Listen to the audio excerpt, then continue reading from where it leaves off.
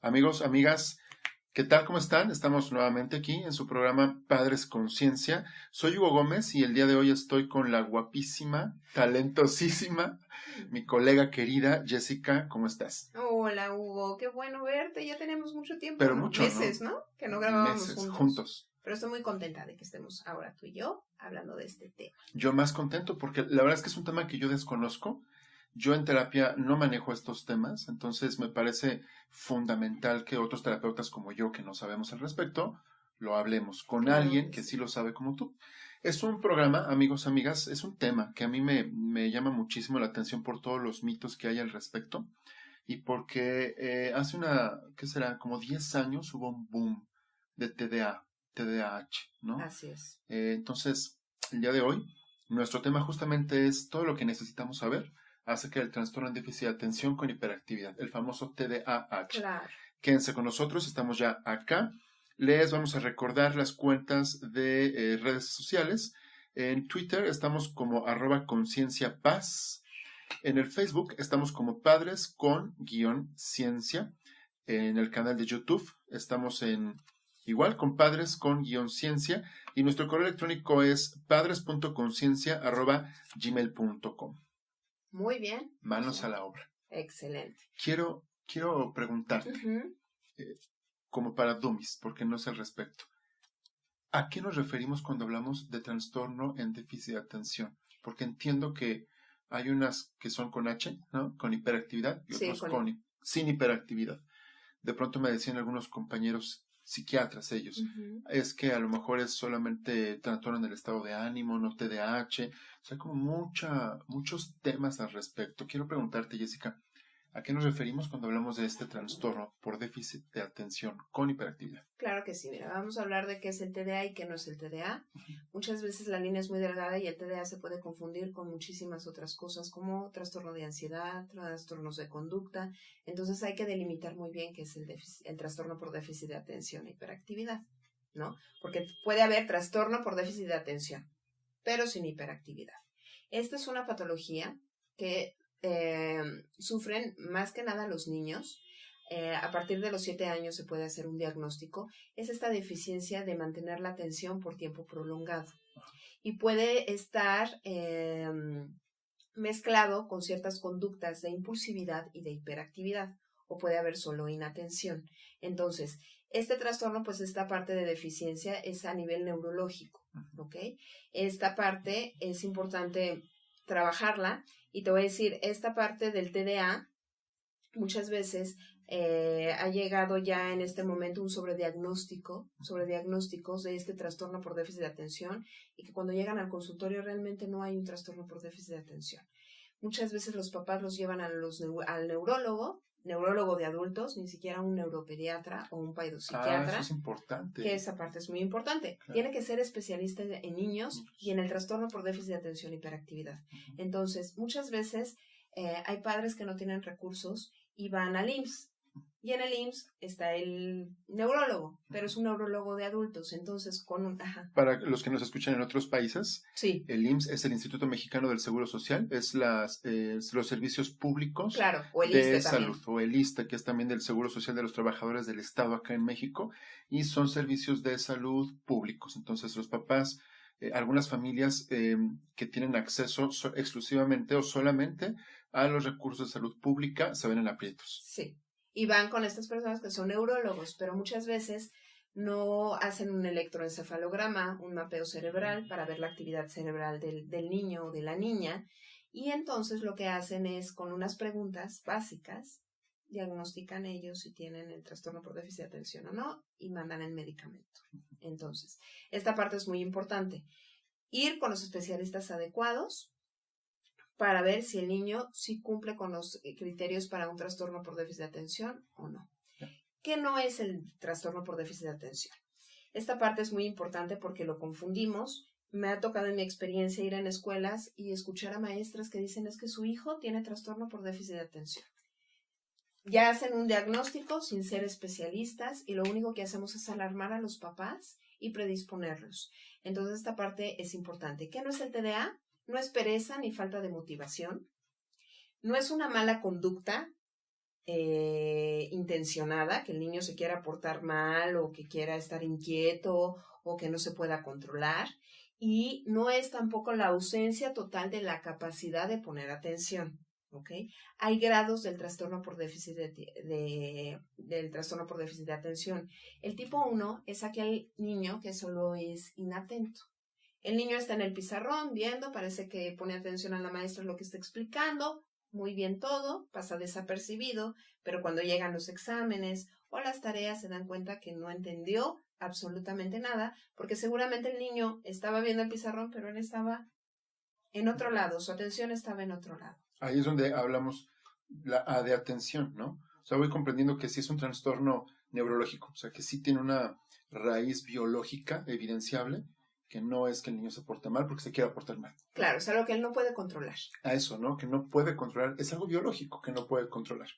Luego, déficit de atención es que tiene, mi pregunta más bien sería, una cosa es la baja atención o la inatención, y otra ya sería un déficit de atención, supongo. Claro que sí. Bueno, hay personas que son distraídas y no pasa nada y se enfocan y mantienen la atención en lo que te conviene poner atención porque es lo que necesitas. Pero esto es una deficiencia que no puedes controlar. O sea, el niño no puede controlar. Trata de poner atención, pero de verdad se distrae con estímulos visuales, auditivos o con el movimiento. Esto también depende del estilo de aprendizaje de cada niño. Por eso es importante diagnosticar también esa parte. Si es un niño visual, con cualquier estímulo, o sea, ya pasó a alguien, o ya vio algo de un color, o ya pasó la mosca, ya se distrajo. Si es auditivo, con los ruidos. Luego hay niños muy poco tolerantes al ruido. Ya se paró el compañero, ya gritaron, y ya no bloquea los estímulos y entonces se le dificulta poner atención. O kinestésico, pues con cualquier movimiento, ¿no? El estar manipulando cosas, etc. Entonces el tipo 1 es la parte que predomina, la parte de inatención. El tipo 2 es cuando viene acompañado de lo que es, no hay tanto problema en la atención, sin embargo tiene hiperactividad e impulsividad. La hiperactividad es esta parte de estar manipulando objetos, y estoy con el lápiz, y estoy agarrando la goma, estoy moviendo el pie, tengo necesidad de manipular objetos. O ya me salí del salón, o necesito salirme, no puedo estar mucho tiempo sentado, etc.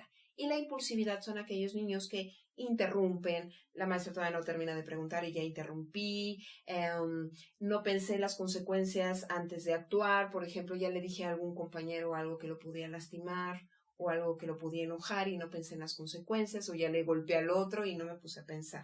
Entonces, predomina lo que es la impulsividad y la hiperactividad. Pero puede él estar haciendo otras cosas, pero si la maestra le pregunta, él contesta exactamente lo que se está viendo en el tema, ¿no? Okay. Pero predomina la hiperactividad y la impulsividad.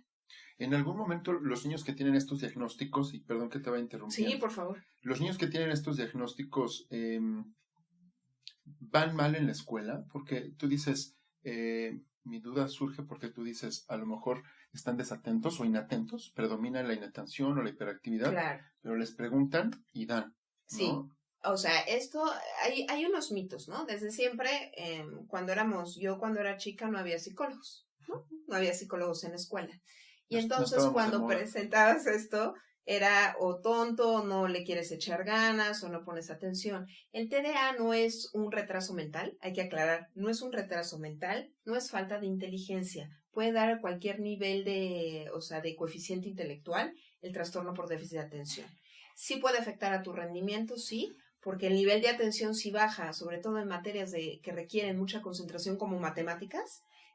Los niños que tienen dificultades en la atención salen bajos a veces en estas materias que requieren mucha concentración y atención sostenida, ¿no? Sin embargo, hay niños como los que te digo, hiperactivo e impulsivo, que son súper hábiles, pero afecta el comportamiento, ¿no? Tienen conductas disruptivas en la escuela, pero pueden ir muy bien en su rendimiento académico.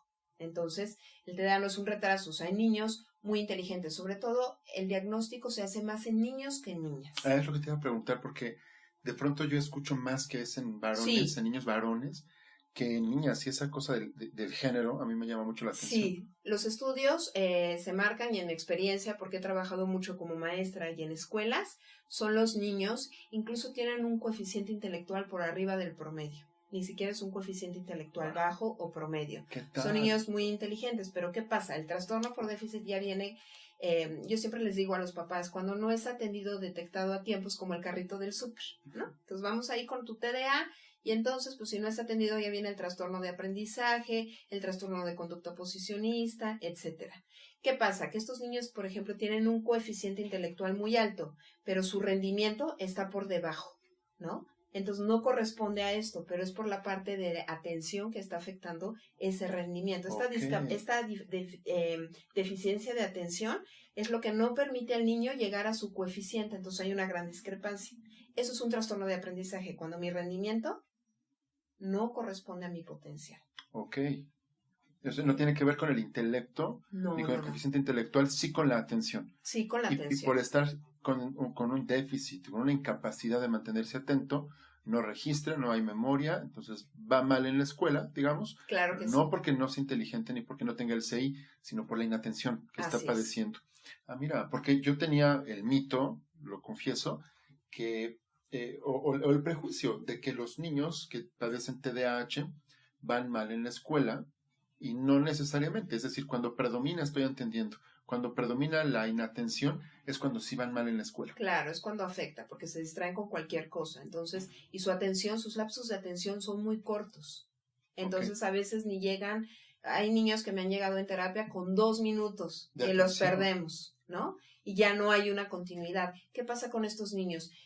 Los maestros a veces dan 3 o 4 comandos de instrucciones y entonces el niño solo capta lo de en medio. No capta ni lo del principio ni lo del final, solo retienen la parte de en medio, entonces no pueden iniciar el trabajo, ni continuar, ni terminar como el resto de los demás compañeros. Entonces ahí una de las estrategias es fragmentar.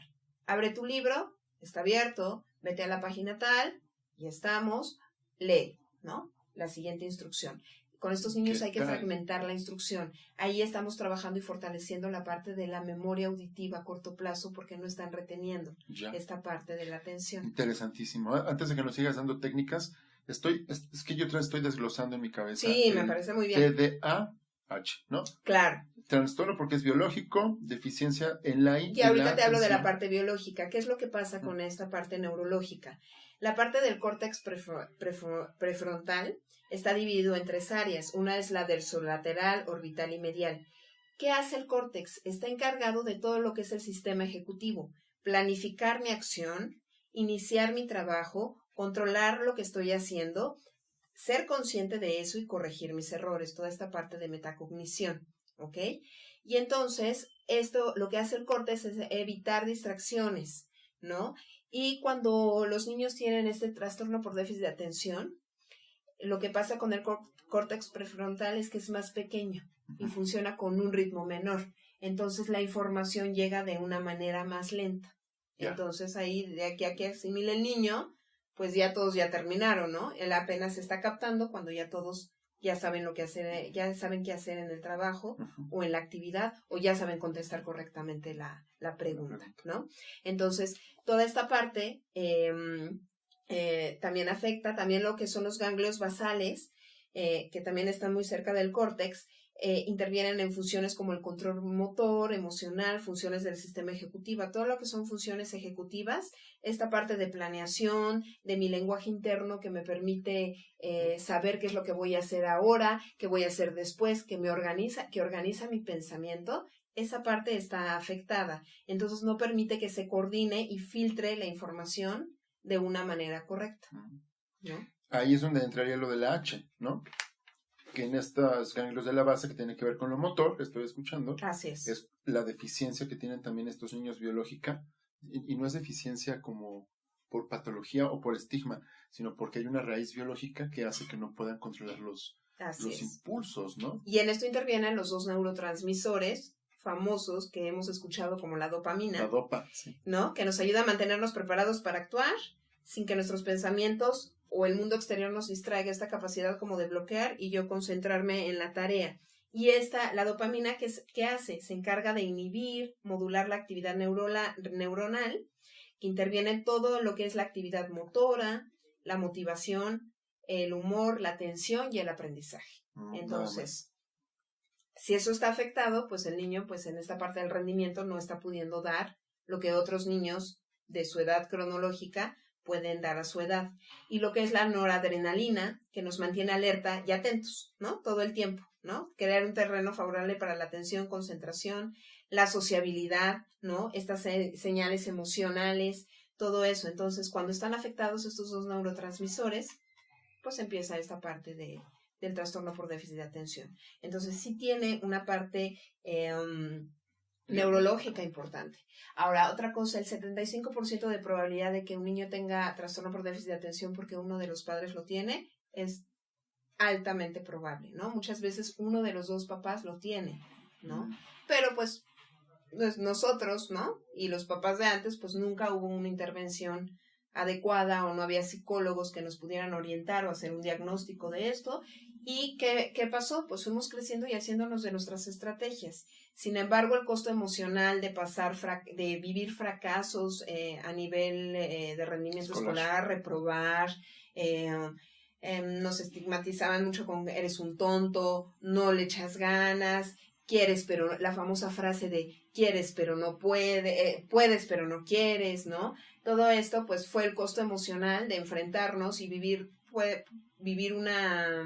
un fracaso escolar y vivir la escuela como una tortura muchas veces. ¿En qué momento, Jess, digamos, por qué año, por qué década ya se reconoció que existe como tal un trastorno? Porque en mi generación, y no es muy lejana, pero o quiero pensar que no es muy lejana, en mi generación de los 80s, por ejemplo, sí. Mi adolescencia en los 90s, pues yo no escuchaba esta cosa del trastorno por déficit de atención. Lo escuché ya en la universidad, en los 2000s, ¿no? Sí. Pero, ¿en qué momento histórico, en qué año ya se nombra como tal? A principios tal? de los 90, o sea, en el 87 ya estaban como investigaciones y a principios de los 90 ya empezaban con esto de investigar qué era lo que estaba pasando a nivel neurológico. Y ya podemos decir que a mediados de los 90 y 2000 ya era como el trastorno por déficit de atención e hiperactividad. Ahora, el riesgo social fue que se sobreetiquetó, ¿no? Se sobrediagnosticó. Sí, pero esto ha pasado, yo te puedo decir, del 2005 para acá. Hubo un boom de que había muchos diagnósticos de trastorno por déficit de atención. A eso me refiero. ¿Cómo diagnosticamos? Ahora vamos con esta parte. ¿Cómo diagnosticamos un trastorno por déficit de atención? Antes de ir al neurólogo, lo que se tiene que hacer es una valoración psicopedagógica completa, en la que midamos toda la parte de atención, toda la parte del coeficiente intelectual para ver habilidades verbales y ejecutivas, evaluar las funciones ejecutivas que puedan estar afectados y el tipo de atención que puede estar afectada. Hay 3 tipos de atención: la sostenida, la alternante y la selectiva. ¿Ok? La sostenida es aquella que mantengo el tiempo que mantengo mi atención en una actividad. La selectiva es ya terminó el recreo, por ejemplo, y ahora ya sé que tengo que poner atención a lo que va a explicar la maestra. Y la alternante es, la maestra está explicando y aparte está escribiendo en el pizarrón y yo tengo que copiar y escuchar lo que está diciendo la maestra. Entonces, eso es lo que se evalúa. Ahora, también se aplican ciertos cuestionarios en casa, en escuela, para ver la conducta del niño. Y algo que no hacen todos los psicólogos, pero que a mí me gusta hacer, es ir a la escuela, observar al niño en la escuela, dónde está sentado, cómo está el salón, cómo está la estructura del salón, con quién está sentado, cómo es su comportamiento, porque finalmente los papás me pueden decir muchas cosas o los maestros, pero yo tengo que ver el niño en acción para ver si es un problema de atención de él que no está pudiendo controlar o el ambiente no está favoreciendo para que él ponga atención. Igual es un poco más inquieto o es ansioso y no le sirve el lugar en donde está sentado, por ejemplo, o con el niño con el que está sentado, o la maestra como da la instrucción. Entonces, son distintos factores que intervienen para hacer una evaluación. Posteriormente, si yo veo y hago un diagnóstico de trastorno por déficit de atención porque cumple con los criterios, lo que se hace es mandar con el neurólogo siempre y cuando haya un problema hiperactividad y impulsividad, o el tipo 3 que no hablamos, que es cuando es inatento, impulsivo, hiperactivo. Tienen las 3 cosas, estos que chicos, es el más fuerte. Es lo que te decía, estos chicos que sí es como más espectacular el asunto, donde se mueven, donde no pueden controlar, donde sí se levantan, sí avientan, se levantan, no mantienen... Y su rendimiento académico es bajo. bajo. Entonces, se manda al neuropediatra o al paidopsiquiatra. Él hace un electroencefalograma y un mapeo cerebral para ver los movimientos, y lo más probable en estos chicos es que sí requieran un medicamento. ¿no? Yeah. Un medicamento para cubrir estos espacios a nivel neurológico y que lo ayudan a que su atención, sus lapsos de atención aumenten y lo ayuden en su madurez neurológica. Antes de que nos sigas hablando sobre los tratamientos, que me parece fundamental, les recordamos que en Twitter estamos como @concienciapaz, en el Facebook estamos como padres con ciencia, lo voy a repetir, Facebook, padres con ciencia, y en el canal de YouTube también estamos igual, como padres con ciencia. Seguramente hay muchas preguntas, entonces la cuenta de correo electrónico es padres.conciencia@gmail.com. Estamos hablando sobre lo que es, lo que no es. Hemos hablado lo que es, lo que no es del trastorno por déficit de atención con hiperactividad. No es un niño malcriado, una niña malcriada. No es que no quiera. Es un trastorno biológico, es un trastorno caracterizado por baja atención. Hay diferentes tipos, 1, 2 y 3 tipos. Este trastorno puede ir acompañado de hiperactividad, hay otras, la impulsividad, hay otros que no.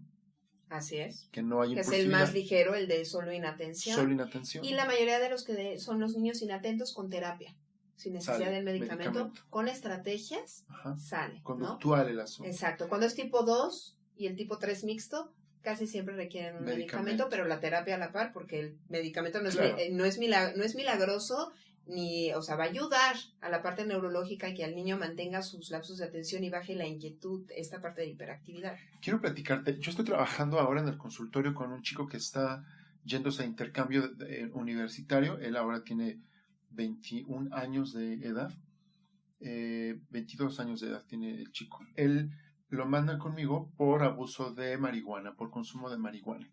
Entonces, cuando yo empiezo a hacer la primera entrevista inicial, que es básicamente centrado en niveles de consumo, cuánto consume, a qué edad empezó a consumir, qué acontecía en el contexto cuando empezó a consumir, en qué momento de su vida, digamos, centrándome un poco en el consumo. Él me dijo un dato que a mí me pareció bastante importante, que por tiempo lo exploré hasta la siguiente sesión, hasta la segunda.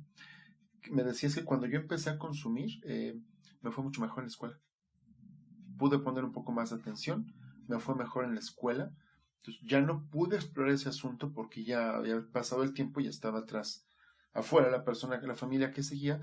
Y ya cuando lo exploré, justamente mi hipótesis había sido esta, ¿no? El uso de la marihuana en este chico que tiene 23 años, 22, 23 años, hace muchos años, cuando él estaba con necesidad de un diagnóstico por TDAH, no hubo tal, no estaba conceptualizado en su familia que esto fuera un trastorno. Fue de escuela en escuela, fue de castigo en castigo, fue de escuela de verano en escuela de verano, porque no había campamento. Lo mandaban a reforzar matemáticas, lo mandaban a reforzar lenguaje, a reforzar la letra. O sea, él no recuerda vacaciones, por vacaciones de vámonos a la playa, vacaciones de vámonos al parque. Sus vacaciones eran ir a las escuelas o ir con psicopedagogas, sobre todo mujeres, que le entrenaran, ¿no? Entonces, él me dijo, cuando yo en segundo año de preparatoria fumé por primera vez marihuana, me relajó impresionante y pude poner atención. Hoy el chico se ganó un intercambio, es un chico brillante de una universidad importante en el país, se gana un intercambio y se va a Múnich a estudiar algo de su ingeniería química que está estudiando. Es brillante el chavo, ¿no? Sin embargo, el asunto de la marihuana, pues se sale, por supuesto, del control, está en riesgo de adicción, está en un riesgo de adicción muy grande actualmente. A lo que quiero hacer referencia es, en un inicio, cuando él necesitaba todas estas evaluaciones, no existieron, y la marihuana llegó a ser fit en algo que le permitió hacer ciertas cosas, ¿no? Ahora, quiero puntualizar esto.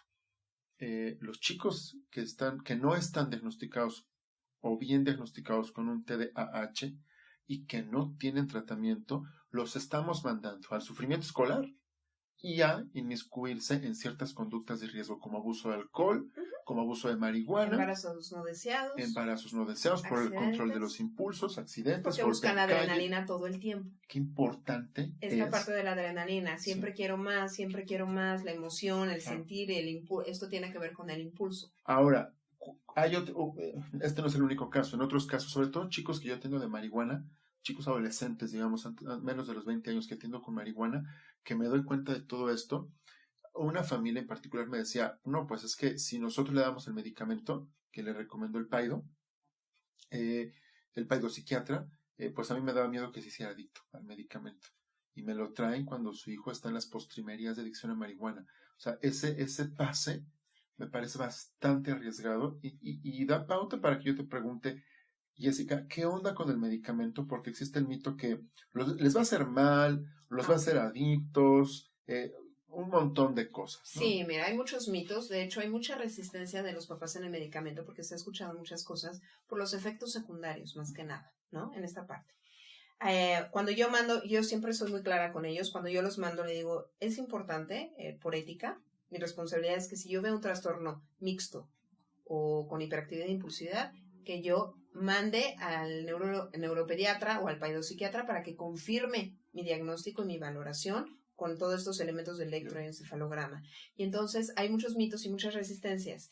No es que se hagan adictos. El medicamento no es de por vida. El medicamento es por un tiempo para ayudar estos huecos neurológicos que tenemos que rellenar y para que empiece como esta parte de maduración y ayudarlo por un tiempo. Y sí, el primer año es un poco complicado porque vienen ajustes del medicamento. No a todos los niños les cae bien un medicamento, no les cae bien otro. El peso tiene que ver, la dosis de un medicamento, de estos medicamentos depende del peso del niño. Si está bajo, si está por arriba, ¿no? Y se van aumentando las dosis o disminuyendo de acuerdo de cómo vaya su rendimiento, si va mejor en la atención o todavía le hace falta un poco más si no está funcionando el medicamento.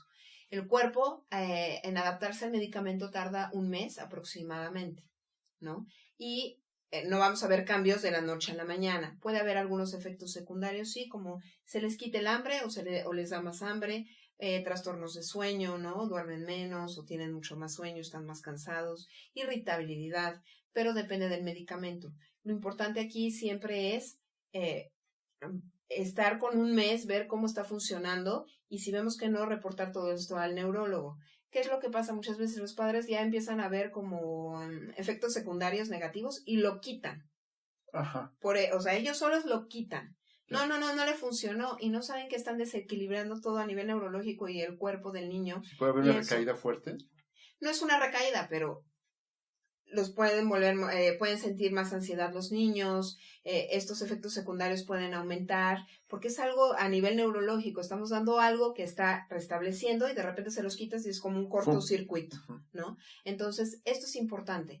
Yo siempre les recomiendo a los papás, lleven una bitácora de todos los días de cómo observan al niño, que en la escuela avisen por favor a las escuelas cuando estén tomando un medicamento, incluso cuando no se lo toman, porque los maestros pueden llevar como una bitácora de lo he observado así, irritable, bla, bla, lo veo bien con la atención, lo veo como muy dopado, luego dice el maestro, lo veo muy dopado y tal, entonces quiere decir que tal vez la dosis está muy por arriba y hay que bajar un poco. Entonces una bitácora el primer mes, pero no puedo tomar la decisión de ya veo la primera semana y le quito el medicamento. Lo único que estoy es alterando neurológicamente a mi hijo y físicamente porque el cuerpo se está adaptando a esta parte.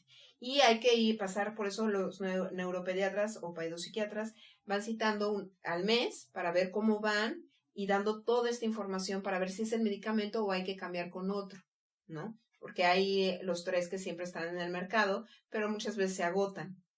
Entonces hay que comprarlos con tiempo, con anticipación. Entonces es importante observar, o sea, no se van a hacer adictos, es por un tiempo. Créanme, o sea, yo tengo el trastorno por déficit de atención, o sea, yo fui diagnosticada ya muy grande en la preparatoria y funcioné con estrategias y el medicamento cuando tenía presentaciones o cuando tenía que hablar en público o cuando necesitaba estar con mi atención a todo lo que daba en un examen, sí requería el medicamento, pero no es para siempre, ¿ok? Eso es muy importante, pero sí tenemos que ser constantes en el primer año, los primeros 2 años, porque de eso depende que mi hijo llene como estos huecos neurológicos y entonces su atención mejore, ¿no? Okay. Ahora, aunado a las estrategias que se dan en terapia, porque una cosa es el medicamento que va a ayudar, pero tenemos que hacer consciente al chico o la chica de la dificultad, pero a través de estrategias, ¿no? Y entonces se complementa el tratamiento. No es ni uno sin el otro en el caso de los dos trastorno por déficit de atención que estoy mencionando. El de inatención con la terapia funciona bastante bien. El primero que es el tipo 1 de Inatención. terapia, Puro. estrategia, el Y pequeño, seguimiento en casa, ¿no? Con estrategias en casa bitácora, y en escuela. ¿no? Y la bitácora. La bitácora es algo importante que debería de existir, no solo con los chicos de trastorno por déficit de atención, con todos los chicos. De verdad, nos da una información, ¿no? nos da una información hasta de cómo actuó ante esto, cómo fue sus emociones, lo vi hoy triste. Es conocer, leer. Siempre les digo, lean a sus alumnos, lean a sus hijos, aprendan a leerlos, porque esta parte es importante. En el tipo 2, en el tipo 3 se requiere medicamento. Tú decías los primeros meses, año o 2 años, ¿no? Es decir, dependiendo de lo que digan, ¿no? Pero prácticamente es el promedio. En tu experiencia, ¿cuánto tiempo ha sido lo más que ha utilizado un niño el medicamento, un chico? Por ejemplo, si se le diagnostica en primaria, toda la primaria, por ejemplo, como máximo. Toda la primaria, ¿no? Mucho tiempo. Sí. Ahora, hay muchos papás que dicen, es el mito, yo no quiero medicamento, dopar, y entonces ellos han investigado en muchas otras técnicas para ayudarlo. Flores de Bach es una, ¿no? Que les ayuda a la atención, trabajan con la parte de la atención. Hay otras que es neurofeedback, que es a través de unos electrodos y entonces van funcionando y son tantas sesiones, es algo que funciona, ¿no? Y y hasta con homeópatas han ido, pero la parte neurológica es muy importante. Yo siempre les digo, ok, descarten, trabajemos con todo lo que hay, la terapia no puede perderse, pero si todo esto que tú estás experimentando no funciona, tienes que ir con la parte del neuropediatra, no hay que satanizar.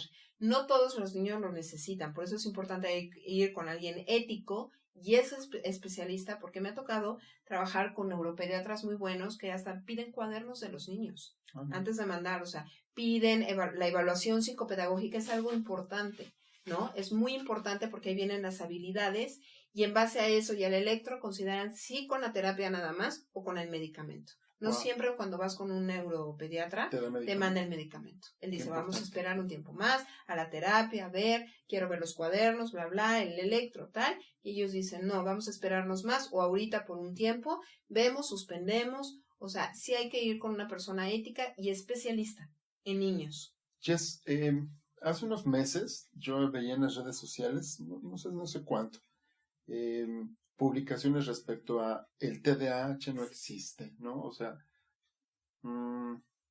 tal como las leí en su momento, de pronto las sigo leyendo como el VIH no existe, ¿no? Es cuando yo decía, caramba, mis pacientes en la prueba de laboratorio dice que está ahí, no es que no exista, ¿no? En el TDAH hay evidencia biológica con electro que la actividad cerebral está, digamos, diferente a un niño regular que no posee el trastorno, ¿no? Que no tiene síntomas de este tipo. Sí hay una evidencia. Entonces yo me preguntaba, y además había un texto que decía como el psiquiatra que inventó el TDAH. Reconoció que no existe. Exacto, reconoció que no existe. Yo lo leía por puro morbo en realidad y por puro afán, porque decía como una realidad que hoy sabemos que es biológica, o como la adicción, que es lo que yo trato mucho. Uh-huh. Que es que no existe la adicción. Entonces, cuando tú ves evidencias biológicas, cerebrales, neurocerebrales, dices, pues la adicción está ahí también, ¿no? No es que no exista. Y no pretendo ser yo predominantemente biologicista, pero hay algo que no podemos nadie negar, que es una evidencia corporal que está modificada, ¿no? Así es. O sea, en ese sentido, yo leía los textos, pero ¿tú qué opinabas? Porque tú pues eres mira, experta. Yo cuando lo vi, yo lo tengo, ¿sabes? Y yo sé. Entonces, cuando un niño me llega, le digo, sé que no puedes controlarlo, te cuesta, ¿verdad? Y entonces los papás llegan, es que no quiere, no puede, está retador, él no pone atención porque no quiere, se le da todo y él no aprovecha, ¿no? Y en la escuela, pues igual, te digo, la famosa frase de, quieres, puedes, pero no quieres, ¿no? Eso es mentira, o sea, yo lo vivo, entonces cuando me llegan esos niños y veo que esta parte existe, ¿no?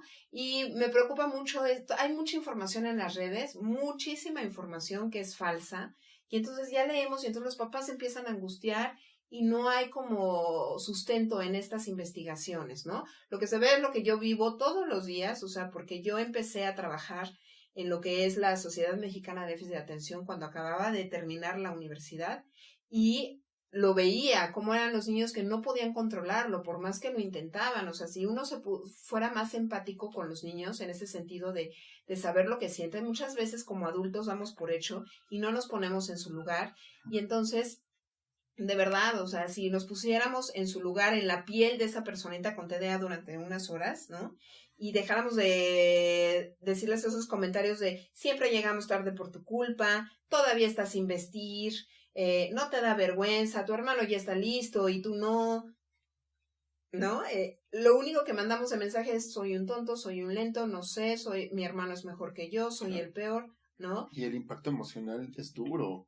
Yo siempre digo, el costo emocional, mira, las matemáticas, lo demás llega, el idioma, tal, pero el costo emocional, eso es lo que más, lo que más nos preocupa, ¿no? Primero es la autoestima del niño, entonces evitar esos comentarios y entender, siempre les digo a los papás, a ver, entiendan que no es algo que no quiere, está intentando, porque aparte lo intentas, pero no puedes, realmente no estás pudiendo hacerlo, ¿no? Y el niño no puede controlar, si me lo dicen, es que siento como un motor adentro de mí y no puedo. No puede, o sea, es un gran tema. A ver, ahora sí, como yéndome a la parte de las estrategias que ya de alguna u otra manera has mencionado algunas de ellas, como la bitácora, como observar. Sí, la bitácora, eso es para los maestros y para los papás, eso es como algo de cajón que deberíamos de tener, así como cuando llenábamos la cartilla de vacunación y todos los datos de nuestros hijos cuando eran bebés. Así. De verdad, la bitácora es algo que sirve, ¿no? De cosas que nos llamen la atención. Todo eso nos ayuda a conocer a nuestros hijos, ¿no? ¿Qué otras estrategias hay? Mira, muy claras. Por ejemplo, cuando son los niños predominantemente inatentos, algo importante que les pido a los papás que no hagan es que la mamá está en la cocina, el niño está en la sala y les gritan lo que tienen que hacer desde ese lugar. El niño tiene que mantener contacto visual. Siempre que tú le das una instrucción o le pides algo veme a los ojos cuando te estoy hablando, le das la instrucción y le pides que la parafrasee con sus palabras. Es la única forma de estar. El contacto visual es una parte importante.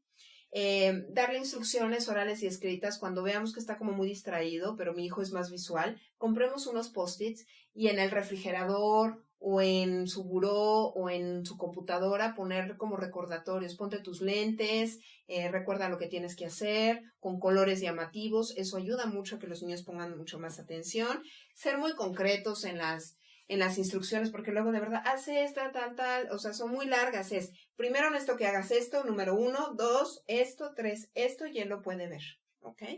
Eso es algo que ayuda mucho en esta parte de la atención. Involucrarlo en la toma de decisiones familiares, que él tenga una responsabilidad y que se enfoque en esa responsabilidad en casa.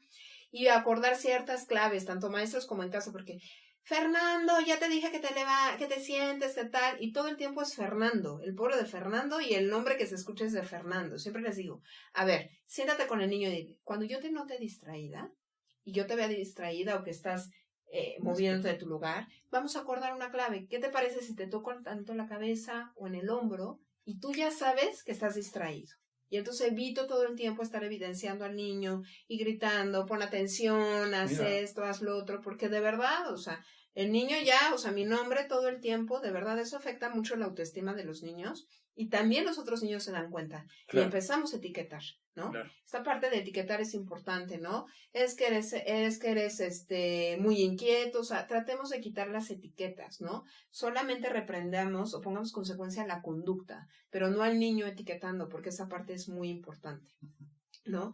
Cuando hay mucha hiperactividad, de verdad, cuando yo era maestra dejaba a los niños trabajar parados. Claro, si era el alto, pues lo dejaba un poco atrás para que no tapara a los demás, pero si ya él tenía que trabajar parado, y a veces sentado, mientras él trabajara, no importaba, eso le permitía estarse moviendo, ¿no? Yo soy de las que voy al cine y me tengo que ir a la butaca de atrás y en la orillita porque me necesito salir un rato porque no puedo estar tanto tiempo sentada, ¿no? Entonces yo entiendo que a un niño le cuesta mucho estar y siéntate y con las piernas juntas y bien derecho y tal, o sea, si se necesita parar, lo podemos hacer, ¿no?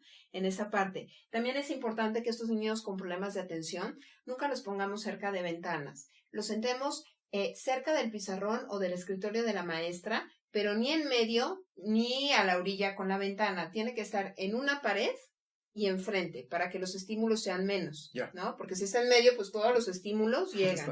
Y si está en la ventana, también. Tiene que ser del otro lado y enfrente, ¿no? Esa parte es importante. Otra cosa es Recuérdenles anticiparles. Con estos niños funciona la anticipación. Nada de que ya te castigo porque reprobaste. A ver, necesito que el día de hoy cumplas con estas 2 cosas. Esto es lo que espero de ti. Muchas veces los niños no saben lo que esperan los adultos de ellos, porque no se los dejamos claro. Hay que anticipar. Esto es lo que espero de ti. Si no, la consecuencia es esta. Y entonces, de alguna manera, ya somos responsables a los niños y le entregamos la bolita de la responsabilidad y le decimos, tú eliges. Yo te anticipé y te dije que la consecuencia es esta. Tú sabes qué camino debes de tomar. Pero todas estas estrategias tú las vas colocando con la familia, ¿no? Porque se tiene que trabajar con la escuela, voy y entrego las estrategias y siempre les digo, a ver, de estas vas a poner una en práctica. Ya cuando la domines otra. De nada me sirve darte miles y te hagas bolas. O sea, es primero una y ya cuando ya haya superado y él ya haya superado esa dificultad y ya veas que ya lo puede hacer, te sigues con otra. Ahora, hay que recordar a los maestros que lo que te sirve para un niño te sirve para muchos niños. O sea, no es más trabajo, no es que tengas que emplearle más a este niño, es que estas estrategias te sirven para otros también, ¿no? Y si estas estrategias tú las entregas a ellos, a la escuela, a la familia, pero tú, es decir, lo que pasa es que las personas que nos están escuchando o que comparten el podcast, está padre que exploren las estrategias y a lo mejor que implementen una que otra, pero lo que quiero hacer énfasis es, siempre es importante ir con la experta, el experto, que acompañe en el diseño de la estrategia. Y cada niño lleva una estrategia diferente. Claro. ¿Qué hago en las evaluaciones diagnósticas? Entrego a los papás con sus estrategias, se las explico y empezamos a poner en práctica algunas. Y después lo que hacemos, lo que hago es ir a la escuela. A la escuela es indispensable ir a entregar el diagnóstico y las recomendaciones y les digo cómo trabajar. Y yo por lo menos cada 3 meses voy a observar al niño cómo va con esas estrategias. Amigos, amigas, estamos hablando del TDAH, el trastorno de déficit de atención con hiperactividad. Y les recuerdo las redes sociales. En Twitter estamos como @concienciapaz. En el Facebook estamos como Padres con _ciencia. En el YouTube también estamos como Padres con _ciencia. Y nuestro correo electrónico es padres.conciencia@gmail.com. Antes de concluir, porque esto está bastante bueno, antes de concluir, sí me gustaría hablar un poco como de la biografía, ¿no? Porque tú nos has comentado, no es la primera vez, no es el primer programa, tú nos has dicho que lo padeciste y que lo vives con él. Que lo vivo, porque los que lo tenemos nos morimos con ello. Hay que dejar claro, porque hay muchos papás, ¿y eso se le va a quitar? No, tenemos estrategias para controlarlo. El medicamento nos ayudó, pero yo nací con mi déficit de atención, me voy a morir con él, ¿no? Quisiera que nos compartieras, sí, claro. Si puedes, un poco de la biografía, ¿no? Te la voy a leer. Esta biografía la hice para un blog de España que me lo pidieron. Y les voy a leer toda mi biografía escolar porque de verdad es una biografía escolar y a los niños que se los leo se identifican mucho. O sea, su carita cambia cuando ven que no son los únicos que viven eso.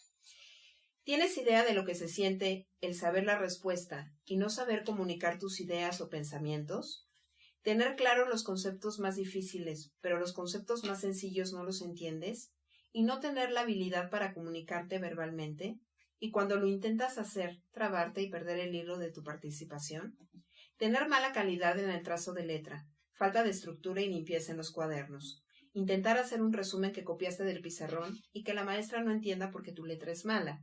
Te saltaste renglones o está incompleto porque la maestra borró el pizarrón antes de que terminaras. Imagínate el estar recibiendo sellitos de muy sucio y por si fuera poco te arranca la hoja para que repitas el trabajo. Mi vida escolar en la primaria fue muy desagradable. No entendía las matemáticas, no entendía lo que leía. A pesar de que trataba de poner atención, era como si me estuvieran contando un cuento de aliens. La maestra de 3er grado me pedía hacer multiplicaciones de 2 cifras y a mí se me olvidaban las cifras de llevar. La maestra de 4º me decía güera desabrida cuando no realizaba alguna tarea o era tanta tarea que mi mamá me ayudaba a hacerla. En 5º grado la maestra no dejaba de gritar y evidenciar mis errores. Odiaba los quebrados, la raíz cuadrada, las multiplicaciones. En verdad no entendía por más que lo intentaba. Tomaba clases particulares y me quedaba después de la escuela a realizar operaciones. Terminaba exhausta. Siempre estaba sentada, callada, sin moverme siquiera, muy insegura y tímida. Constantemente me distraía, perdía mi estuche, lápices, colores, mi mochila, libreta de tareas y mis chamarras. Me decían, pon atención, deja de platicar, y yo me preguntaba, ¿cómo hago eso? En la clase meditaba o viajaba con mis ideas lejos de la explicación de las maestras. Cuando aterrizaba el planeta Tierra, ya mis compañeras estaban empezando otro trabajo y yo, como siempre, ya había perdido el lápiz y tardaba más en empezar.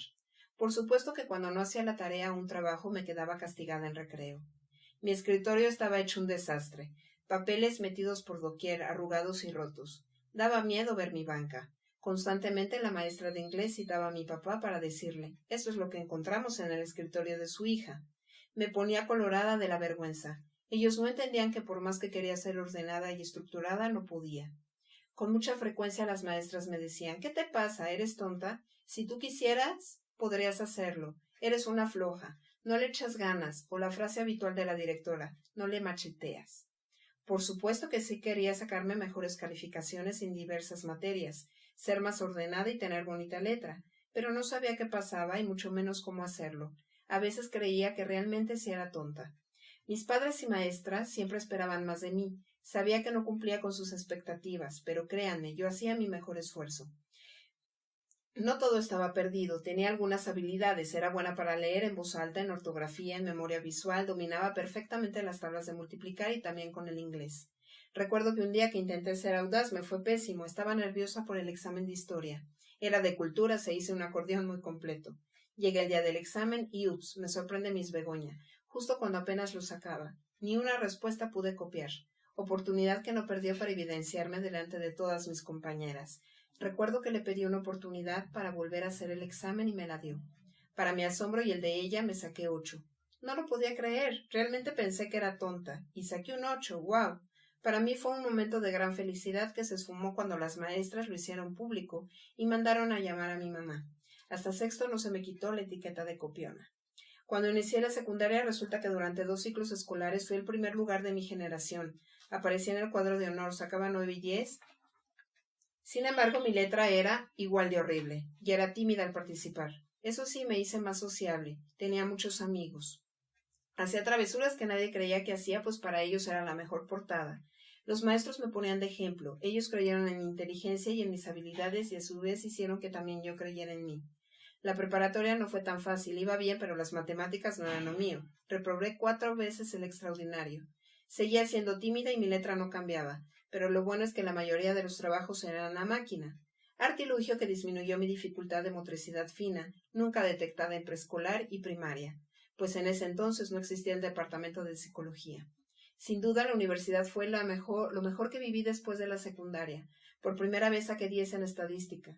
Conocí a la mejor maestra, quien me ayudó a eliminar mis lagunas en matemáticas, y fui el primer lugar de mi grupo.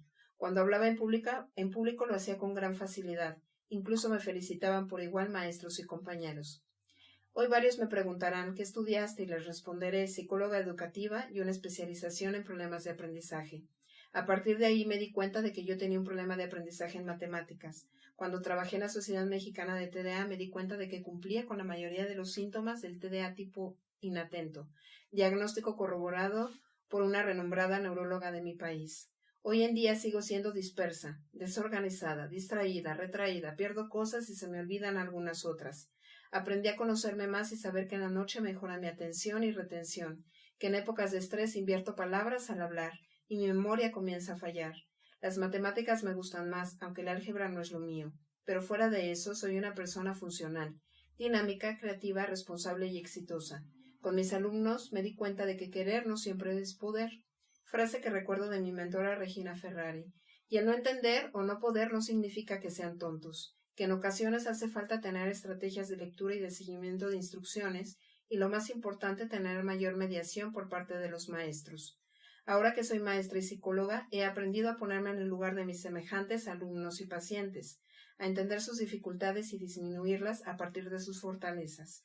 Ojalá muchos maestros aprendan a ser más empáticos, solidarios y amorosos con sus alumnos, a ser más pacientes, ser guías y compañeros de viaje, a no juzgarlos o lastimarlos con palabras que los marcarán toda su vida.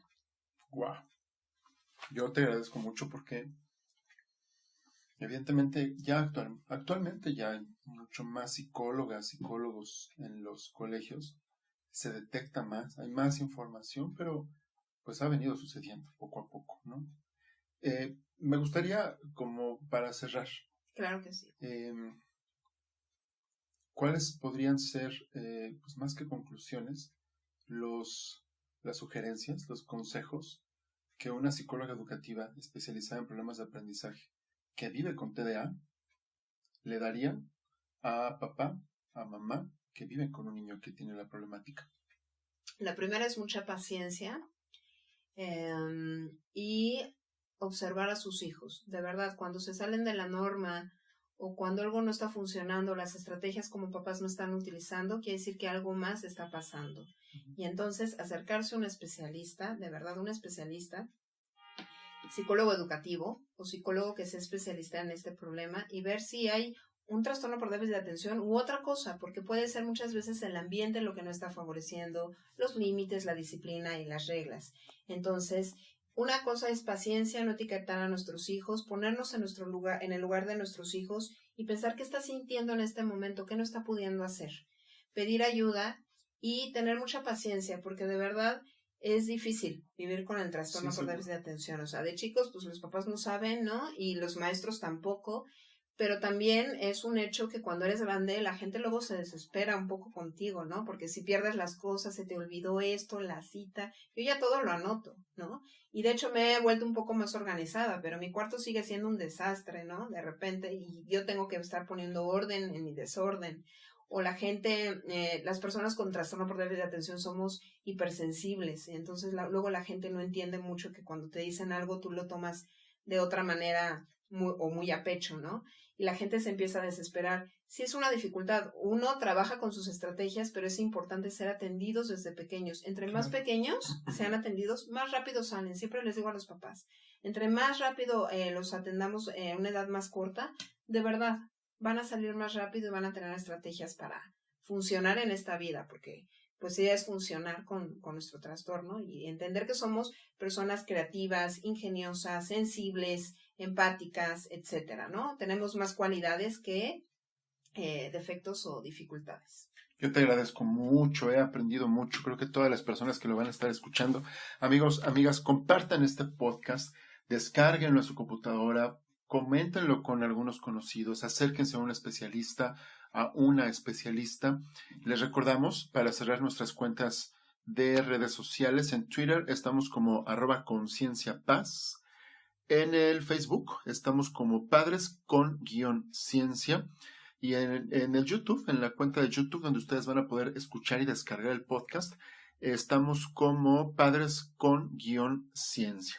Escríbanos al correo electrónico padres.conciencia@gmail.com, padres.conciencia@gmail.com. Vamos a dejarle hasta acá el día de hoy. Sin embargo, les voy a pedir que estén atentos a las redes sociales, porque en el Facebook vamos a estar colocando algunas recomendaciones, claro, algunos sitios bibliografía de internet también para que Exacto. se documenten los papás y los libros. maestros.